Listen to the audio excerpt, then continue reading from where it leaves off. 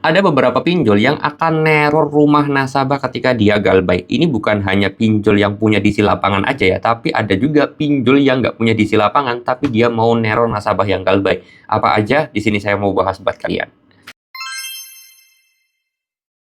Assalamualaikum warahmatullahi wabarakatuh, teman-teman semuanya. Pada kesempatan video kali ini, saya ingin membahas terhadap pinjol-pinjol yang katanya itu bakal neror rumah nasabah yang galbay. Walaupun pinjol tersebut nggak punya DC lapangan ya.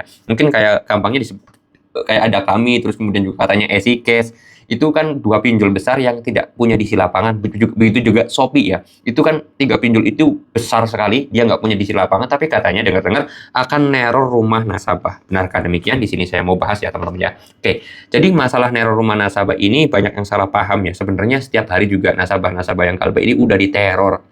Ini berita banyak sekali di media sosial ya, terutama di Facebook dan juga di TikTok. Itu memang saya akui ya, hati-hati kalian ketika dapat informasi dari dua medsos ini. Kenapa? Karena banyak berita hoaxnya atau berita bohongnya. Nah, oleh sebab itu, saya kira neror rumah nasabah itu adalah berita hoax juga. Karena ya, apa yang diteror rumah? Gitu loh. Apakah nanti dilemparin batu, apa dikirimin kepala babi, dikirimin kepala domba, kepala sapi, kan kalau kepala sapi sih enak ini.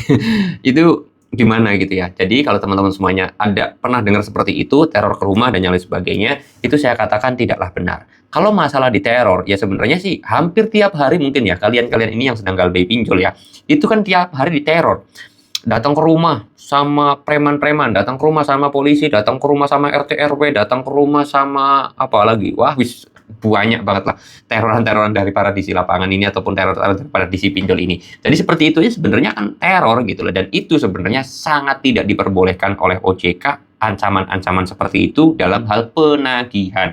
Nah, sekarang kok banyak sekali hal-hal seperti itu. Nah, saya juga bingung nih sekarang nih sama OJK. Apakah OJK itu bener-bener nggak tahu atau memang di belakangnya ada kong kali kong dengan pihak pinjolnya?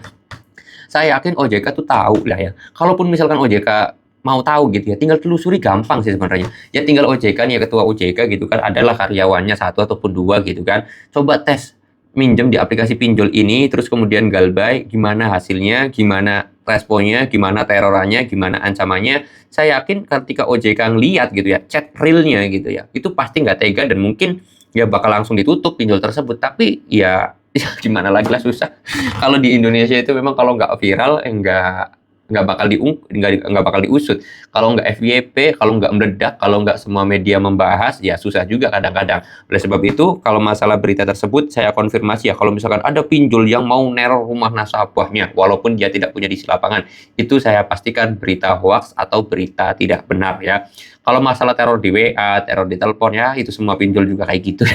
Tapi memang saya juga jadi kritik saya terhadap OJK, tolonglah OJK benahi sistem-sistem yang ada di Indonesia ini, penagihannya udah sangat luar biasa. Kalau masalah ancaman-ancaman seperti itu oke lah, mau datang ke rumah sama RT RW bawa polisi, itu masih saya katakan nggak apa-apa. Tapi ancamannya kan sampai pembunuhan, sampai sekeluarga diancam, itu saya kira udah melewati batas, itu udah kelebihan batas. Coba aja lah kalian, mungkin siapa tahu ada pihak OJK-nya nonton video saya, kalian komen ya, kalian komen itu bener nggak penagihannya kayak gitu, kalian ngalamin nggak, tulis aja di kolom komentar, siapa tahu pihak OJK-nya juga baca-baca komentar gitu kan, biar akhirnya ditindaklanjuti, diusut gitu teman-temannya. Oke, mudah-mudahan video ini bisa bermanfaat dan mudah-mudahan pihak OJK mendengar, pihak OJK juga menindaklanjuti, pihak OJK menelusuri juga lebih dalam, lebih detail, karena penagihan-penagihannya sudah sangat ekstrim sekali. Oke, mudah-mudahan videonya ini bisa bermanfaat. Kalau kalian ada pertanyaan boleh tinggal tulis aja di kolom komentar. Saya mau tutup dulu videonya dengan kata assalamualaikum warahmatullahi wabarakatuh.